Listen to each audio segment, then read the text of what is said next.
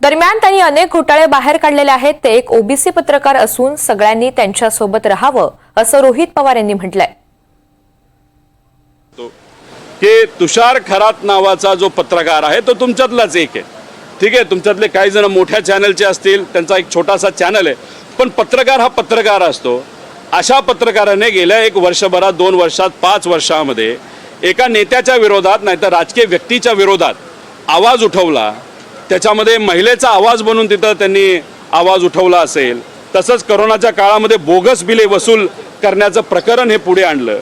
मृत व्यक्तींच्या नावाने महात्मा फुले जन आरोग्य योजनेच्या माध्यमातून बिलं उगाचच फुकटात तिथं काढून भ्रष्टाचार जर तिथं झाला असेल, बोगस व्यक्ती दाखवून बेसे जमीन हडपल्याचा प्रकार असेल, असे विविध प्रकार ज्या पत्रकाराने तुषार खरात नावाच्या पत्रकाराने एक ओबीसी समाजाचा एक चांगला पत्रकार, धनगर समाजाच्या लोकांच्या जमिनी काही लोकांनी हडपल्या त्याच्या विरोधात आवाज म्हणून लढणारा हा तुषार खरात याच्यावर आज अन्याय होत असेल तर तुम्ही सुद्धा त्याच्याबरोबर राहावं अशी विनंती इथं करतो।